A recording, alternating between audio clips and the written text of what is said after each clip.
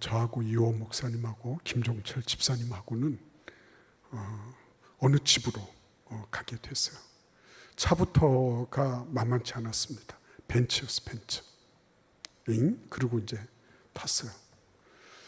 탔는데 들어가면서 또 한 번 놀랐습니다. 차고 안에 이게 차들이 이렇게 처음 보는 벤츠, 이름도 모르는 차, 이런 것들이 서너 대가 쫙 주차가 돼 있었습니다.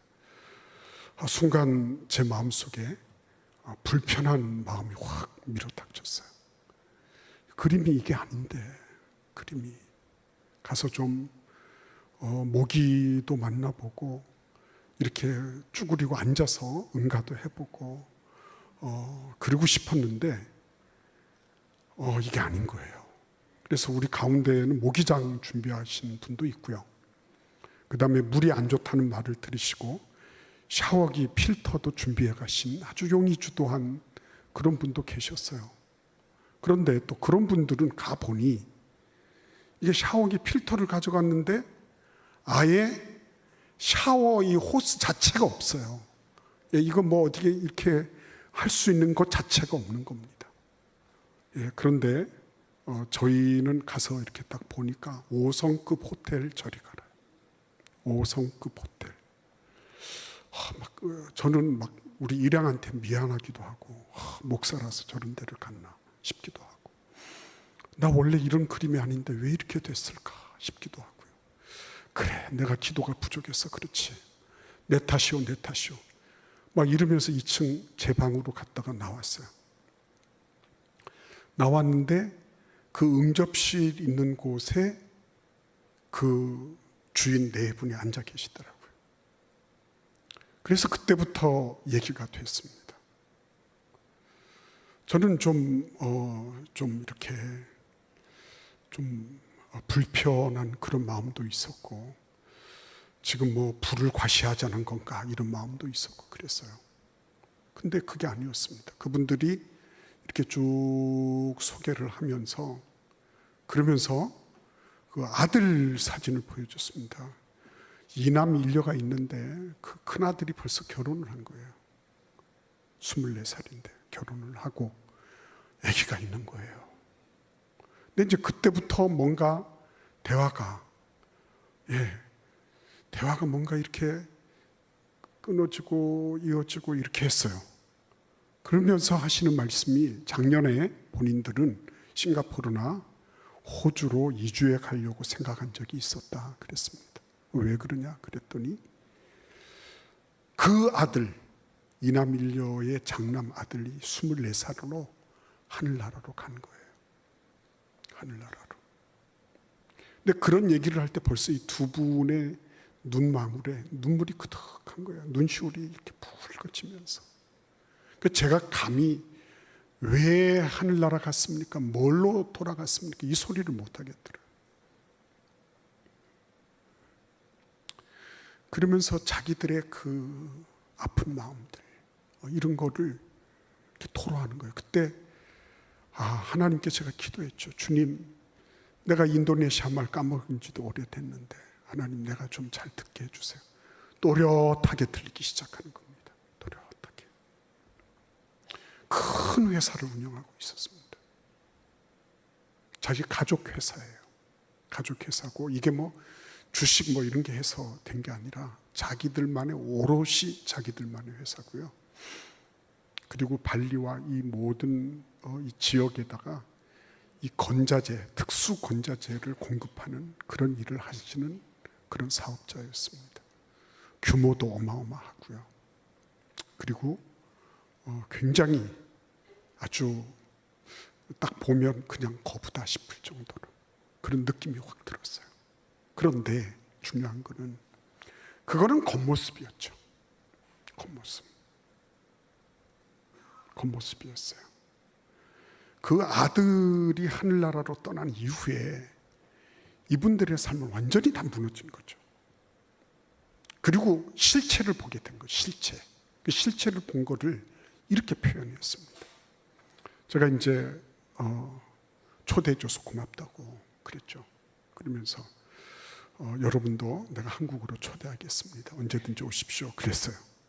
그랬더니 그분들이 인도네시아 말로 이렇게 얘기했어. 깔라우 뚜안 예수스 이진간, 예수님께서 허락해 주시면 내년도에 한국에 오겠습니다.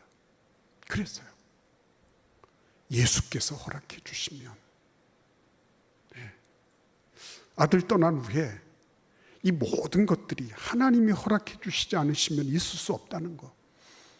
내가 아무리 내 자식을 사랑하고 껴안고 내가 그들을 위해서 모든 것을 다 해도 하나님이 허락해 주셔야지 가능하다는 거. 그거를 깊이 깨달은 분들이었습니다. 그래서 그때 중요한 결정이 있을 때마다 주님이 결정해 주시면, 주님이 허락해 주시면 이라는 말이 습관처럼 따라 붙더라고요. 근데 그게 그냥 어느 습관이 아니에요. 상투적인 어투가 아니었어요. 진심에서 우러나오는 어투. 그래서 그 목사님 네 분, 나중에 동영상에 보시면 젊은 목사님, 여자 목사님, 그 목사님이 그 교회 담임인데요. 그 담임 목사님을 깍듯하게 예우하시더라고요. 깍듯하게 예우하시고, 이분들은 이제 이 겉에 있는 이런 것들이 더 이상 자신들을 얽어맬 수 없고 그것에 의해서 움직일 수 없다는 것. 진짜 핵심이 뭐라는 것을 이분들은 깨달았다고 저는 느꼈습니다. 그 다음날 아침에 우리가 그분이 그 경영하는 카페에 갔어요. 사실은 큰 아들한테 너희가 한번 해봐. 그리고 카페를 준 겁니다. 근데 이제 아들이 떠나고 둘째 아들이 그걸 맡게 됐죠. 직원들이 아침 일찍이 나와서 준비하고 있었습니다. 근데 제가 이렇게 보니까요, 참 사람이 깍듯하고 예의 발랐어요. 직원들한테도. 직원들한테도 함부로 하지 않더라고요. 근데 그게 이렇게 한번 풍상을 겪고 이 모든 것들이 껍데기라는 것을 알고 난 다음에 나오는 성숙한 모습이라는 것을 저는 그때 제대로 본 것 같아요. 아무튼 우리는 복이라 그러면 돈 많이 벌고 남부럽지 않게 잘 살고 명품 두르고 다니고 이렇게 하면 된다고 생각을 합니다. 근데 그분들은 그거를 그 한도를 초과한 분들이에요. 뭐 그런 정도 가지고 이렇게 할 그런 분들은 아니더라고요. 근데 그분들이 이제는 주 예수가 허락하시면 됩니다. 주 예수가 허락하지 않으시면 안 됩니다. 라고 겸손하게 말할 수 있었던 거죠. 성경에서 말하는 복은 두 가지 의미가 있습니다. 그게는 하나님께 무릎 꿇는 겁니다. 경배하는 겁니다. 예배하는 겁니다. 그래서 이 하나님께 예배하고 하나님께 굴복할 수 있는 게 이게 복이라는 겁니다. 바락이라고 얘기합니다. 바락. 그것은 하나님을 인정해 드리는 거예요. 하나님의 주권을 있는 그대로 수납하는 것입니다. 하나님, 당신이 옳습니다. 라고 겸손하게 엎드리는 것. 그게 예배 행위고요. 그게 하나님을 순종하는 거예요. 그런데 두 번째 복이 있어요. 그 복은 뭐냐면 창세기 1장 28절에서 하나님께서 온 천지 만물을 지으시고 사람에게 말씀하셨어요. 그들에게 복을 주시며 말씀하셨어요. 너 이 땅에서 번성해라. 충만해라. 이 땅을 다스려라. 이렇게 말씀하신 거죠. 뭘 가지고요? 하나님으로부터 받은 말씀으로요. 진리로요. 이 땅을 다스려라. 이렇게 말씀하신 겁니다. 그러니까 진리는 일방적으로 하나님께로부터 오는 것 같지만 그 진리를 받은 우리는 그 진리를 우리의 삶의 현장에서 적용해 나감으로 복이 되게 하는 거예요. 그 진리는 내가 그 진리를 내가 많이 안다. 내가 어마어마한 지식이 있다. 뭐 그거 크게 부럽지 않아요. 그러나 그 진리가 내 삶에 들어와서 나와 일체가 되고 내 모든 삶의 근거가 되고 행동 기준이 되고, 그래서 내가 진리를 통해서 살면 하루를 살아도 영원히 사는 것이고 순간을 살아도 그 사람은 영생하는 것이고, 진리를 알고 진리 가운데 살아가는 것. 그거야말로 진짜 복이다. 그런 거죠. 오늘 이 말씀 속에요, 이 복됨에 대한 아주 중요한 프로세스, 복됨이 어떤 과정으로 복이 되느냐 하는 것을 말씀하고 계신 부분을 보는 겁니다. 근데 여러분, 참 놀랍게도요, 복이 될 때와 복이 되지 않을 때는 어마어마한 차이가 있는 것입니다. 여러분, 우리 같이 한번 10절 말씀을 읽어보도록 하겠습니다. 오늘 본문의 10절 말씀 같이 읽겠습니다. 이날 전에는 사람도 삭슬 얻지 못하였고 짐승도 삭슬 받지 못하였으며 사람이 원수로 말미암아 평안히 출입하지 못하였으니 내가 모든 사람을 풀어 서로 치게 하였느니라 그랬습니다. 이 사람들이, 이 날이 어떤 날이에요? 이 날은 처음 성전 지대를 놓던 날이에요. 네.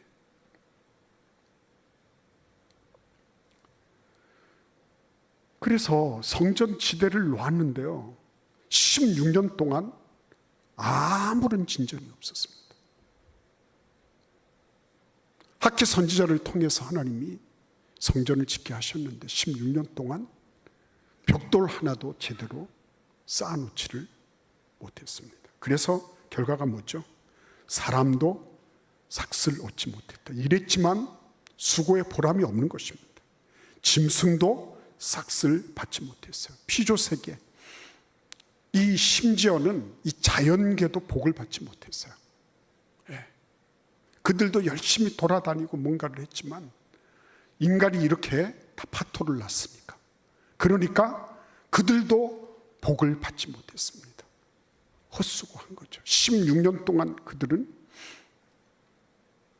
헛수고를 하고 살았어요. 열심히 살았는데 된 게 없는 것입니다. 때로는 된 것처럼 보이지만 되어 있지 않았어요. 때로는 이룬 것처럼 보였지만 이룬 것이 아니었습니다. 그래서 여러분, 진리가, 이 복이 이 들어오는 그런 프로세스를 오늘 하나님은 우리에게 말씀하시는 거예요.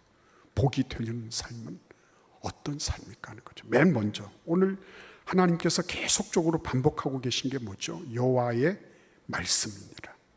여호와의 말씀이 임하셔서 여호와가 이같이 말하노라. 이 말씀이 계속 반복되는 것을 봅니다. 이 말씀 뭐죠? 복이 시작될 때는 뭐가 들어와요? 말씀이 들어오기 시작하는 겁니다. 하나님은 우리의 형편과 상황을 개선하기 전에, 우리에게 복을 주시기 전에 먼저 뭘 주신다고요? 말씀을 주시는 겁니다. 말씀이 안 들어온다, 그게 힘든 겁니다. 그거는. 일단 말씀이 들어올 때부터 진리와 함께 갈 수 있는 전초 작업이 시작이 되는 거니까. 그런데 하나님의 말씀이 들어왔을 때 일어나는 일이 뭘까요? 2절을 보십시오. 거기 보시면 내가 시온을 위하여 크게 질투하며 그를 위하여 크게 분노함으로 질투하노라. 이 말씀을 표면적으로 읽으면 하나님이 나를 왜 질투하셔? 이렇게 되는 거예요. 한 번 더 읽어보세요. 한 번 더 읽어보시면 뭐가 나오죠? 왜 하나님이 나 같은 존재를 질투하실까? 내가 뭐 하나님께 하나님의 질투를 유발할 만한 뭐를 했을까? 한 게 없거든요. 둘째 아들이 자기 아버지 가산을 다 탕진하고 돌아왔는데 그때 아버지가 뭘 보고 그를 받아줬어요? 내가 그래도 돈 잘 쓰고 왔다, 그런 겁니까? 아니잖아요. 그렇죠? 그 생존 자체, 존재 자체, 그렇죠? 그 자체를 아버지는 중요하게 여긴 거죠. 하나님 앞에 하나님의 말씀이 들어오기 시작하면 우리는 내가 얼마나 존귀한 존재인지, 하나님께서 나를 얼마나 소중하게 여기시는지 그거 깨닫게 됩니다.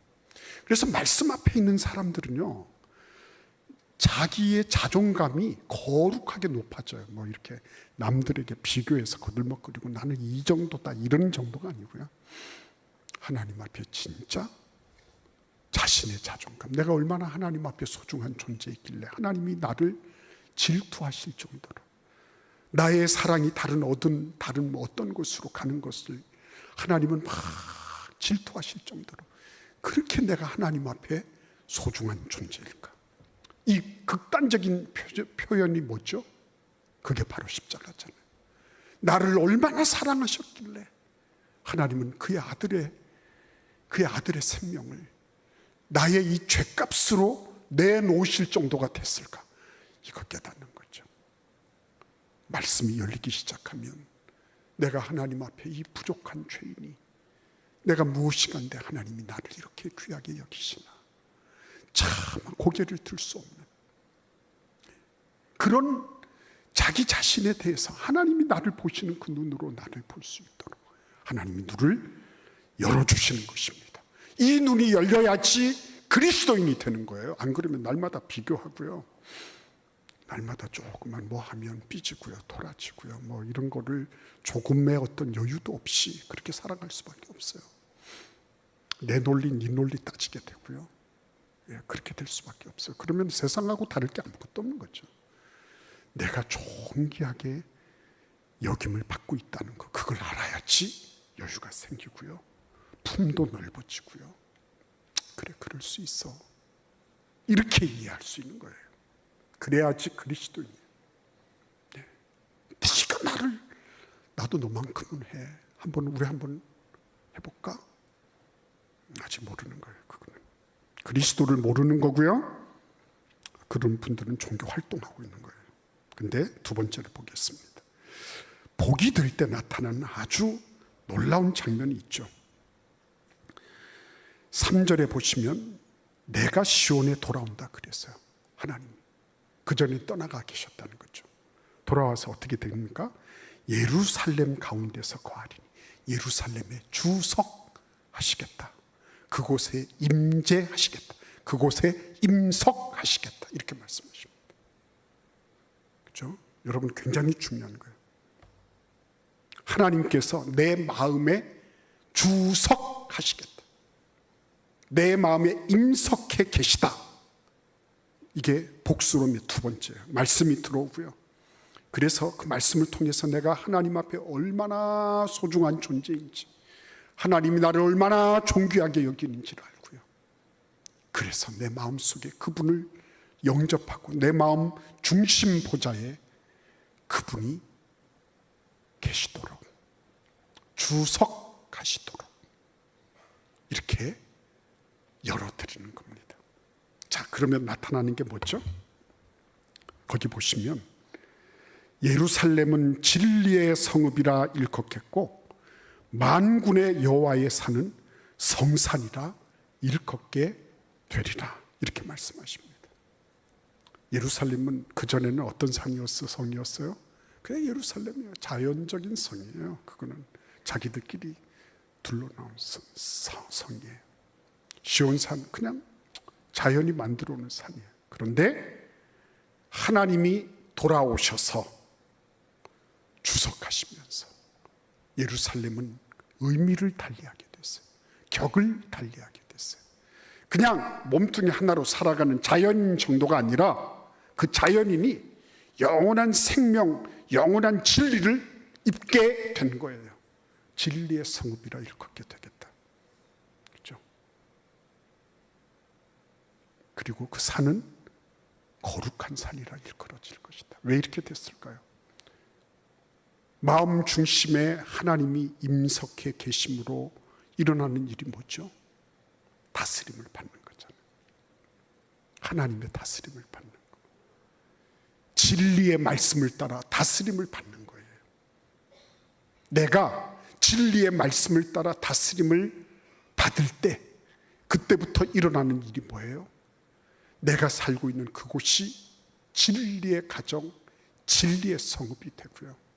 내가 거주하는 그 산이 이게 그 의미를 달리하는 거룩한 산으로 바뀌어지는, 성결하고 거룩한 그 그런 곳으로 바뀌어지는 거예요. 그러니까 뭐 물질을 많이 받았다, 뭘 어떻게 됐다, 높이 올라갔다, 그거 다 이따가 보면 없어지는 거고, 그거 다 쌓아놔봐야 누가 가져갈지도 모르는 거고 그런 건데, 하나님은 그 정도가 아니라 너희가 나의 통치를 받고 있느냐, 말씀의 통치를 받고 있느냐, 그렇죠? 그래서 여러분 참 놀라운 일이, 말씀의 통치를 받을 때 연쇄 반응이 일어나죠. 하나는 늙은 남자들과 늙은 여자들, 할아버지 할머니들이 지팡이를 짚고서 예루살렘 길거리를 다닙니다. 그리고 그 성읍거리에 소년과 소녀들이 그곳에서 뛰놀며 장난치며 술래잡기 하고 사방치기 하고 하는 거예요. 이 성읍이 어떻게 됐죠? 평화의 성읍. 적어도 3대가 함께할 정도로 전쟁과 갈등과 대립이 없는 그런 성읍으로 바뀌어지는 거예요. 하나님의 다스리심은 평화입니다. 그뿐입니까? 오늘 여기에 보시면 7절을 보십시오. 내가 내 백성을 해가 뜨는 땅과 해가 지는 땅에서부터 구원하여 내겠다. 그리고 예루살렘에 내가 그들을 거주시키겠다 말씀하세요. 이게 무슨 말이에요? 아직까지 예루살렘 성전 기초도 제대로 못 놓은 사람들이거든요. 그리고 거기에서 한 발짝도 제대로 못 나간 사람들이에요. 근데 이들을 향해서 하나님은 뭘 주십니까? 꿈과 비전을 주십니다. 하나님의 계획을 열어 보여주십니다. 그 계획이 뭐죠? 해 뜨는 데서부터 해 지는 데까지, 동에서부터 서해까지, 다른 말로 하면 온 세상을 다 구원하리라 하시는 말씀이에요. 말씀이 떨어지면요, 내 자신에 대한 자존감이 회복되고요, 말씀이 떨어지면요, 기꺼이 그 말씀에 순종하기를 원하는, 하나님의 말씀의 통치를 받기를 원하고요, 말씀이 떨어지기 시작하면 그때부터 이웃과 평화해져요. 그런데 남다른 비전과 꿈이 생기는데, 그것이 바로 뭐예요? 해 뜨는 데서부터 해 지는 데까지 모든 이 지구상에 있는 모든 민족, 그래서 예수님은 이것을 마태복음 28장 19, 20절에서 이렇게 표현하셨어요. 너희는 가서 모든 민족을 제자로 삼아, 이렇게 표현하셨어요. 모든 민족. 여러분, 갓난 애기들, 꼬맹이들은요, 자기만 알아요. 그럴 수밖에 없잖아요. 내 거, 이거 알아요. 내 것만 합니다. 내 장난감, 내 까까, 그죠? 내가 놀고 있는 그런 어떤 것들, 이런 것들, 그거 미숙하다는 것은 다른 게 아니에요. 자기에게 집착되어 있는 거죠. 근데 점점 이 아이가 자라가면서 친구들도 보고요, 주변을 보는 거예요. 그래, 우리 해외 선교팀 가운데 애가 하도 안 떨어질라 그래서 엄마가 그랬다는 거예요. 야, 얘야, 엄마가 가서 거기에서 엄마 아빠가 없는 애들한테 네가 먹고 있는 이런 깎아, 네가 하고 있는 이런 것들 이렇게 좀 주고 올 거야. 그러니까 조금만 떨어져 줄래? 근데 그 애가 기가 막히게도요, 그걸 듣더니 고개를 끄덕이더래요. 갔다 오라고. 그 애는 성숙한 애예요. 네. 그 아이는 성숙한 애입니다. 항상 보면 미숙하면요, 자기 분야, 자기 영역, 내 거, 그죠? 우리 집, 이런 것밖에 모르죠. 근데 하나님의 말씀이 떨어지고요, 하나님이 복을 주시는 회복의 과정에 있을 때 그 프로세스 속에는 뭐가 있냐면 하나님의 원대한 꿈이 있는 겁니다. 우리 집 담장을 뛰어넘고 우리 지역을 뛰어넘고 해 뜨는 데서부터 해 지는 데까지 전체를 볼 수 있도록 문을 열어놓으시는 거죠. 그래서 그날 우리가 하나님의 말씀을 묵상하면서 나누면서 이게 복이다.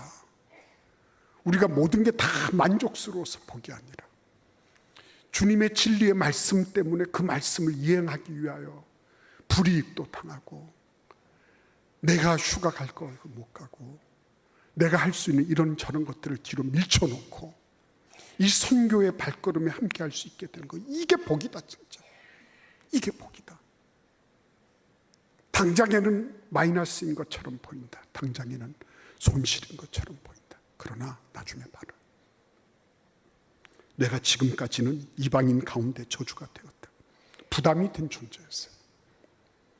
그런데 이제는 내가 너희를 구원하여 너희가 복이 되게 하리라, 이렇게 말씀하시는 거예요. 그 놀라운 능력의 역사가요, 하나님의 말씀을 받고 그 말씀의 다스림을 받고 그거를 적용하면서, 그러면서 비전에 눈을 뜨고. 그래서 저는 여러분들 모두가 다 선교지를 가보셔야 된다고 믿어요. 힘들고 어렵습니다. 고소공포증이 있고 비행기 공포증이 있으면 못 갈 수도 있어요. 그러나 여러분, 그런 일들을 잘 이렇게 해보면요, 하나님의 마음이 느껴져. 어떻게 이 쓰레기 마을에, 이 쓰레기 더미 위에 이 유치원이 세워졌나? 그 유치원 보니까 라이프 발리 그 파운데이션이라고요. 그게 호주에 있는 그리스도인들이 세운 재단이에요. 그 아이들 눈이 초롱초롱한데요. 저희들이 갔을 때 우리 재단의 직원들이 마스크를 다 준비하고 있었어요. 근데 미안하더라고요. 우리만 마스크하고, 냄새 안 맡겠다고, 먼지 안 들이쓰겠다고 마스크하는, 미안하더라고요. 다 거의 다 벗었어요.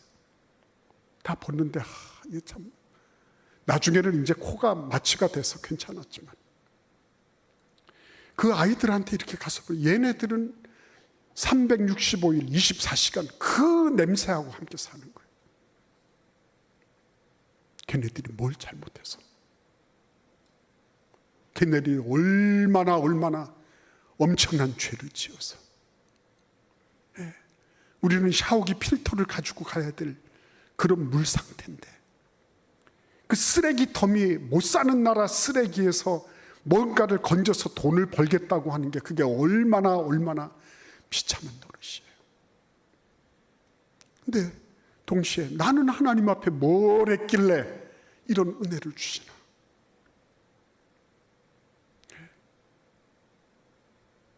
정말 하나님 앞에요, 이 길을 걸어가는 이 자체가 복이구나. 그래, 우리 일행들이 준비한 거, 우리 교회 선교 헌금 여러분들이 하신 거, 이거 가지고 쌀 나눠주고, 그렇게 하면서 사역하고 온 거예요. 우리 국내 선교팀들도 참 애 많이 썼습니다. 그 무더위에요, 그 호남 신학교 그 양림동 그 뒷산으로 해서 2시간 반을 그 폭염주의보가 내려 있는데, 그렇게 땀을 뻘뻘 흘리면서 그렇게 답사를 하고 온 겁니다. 너무너무 감사한 거죠. 그게 복이에요. 이해타산하고 내가 손해 안 보고 그렇게 살 수 있어요. 그렇게 살 수 있습니다. 그걸 선택하는 게 세상이잖아요. 성숙하게 되면 나만이 아니라 전체가 보이고요, 넓게 볼 수 있고요. 그리고 이것이 그들의 문제가 아니라, 이게 나의 문제구나, 이 동시대를 살아가고 있는 어른의 문제구나 알게 되는 거죠. 오늘 이 자리에 나오신 여러분들, 주님께서 우리를 복이 되도록 부르셨어요. 복이 되도록.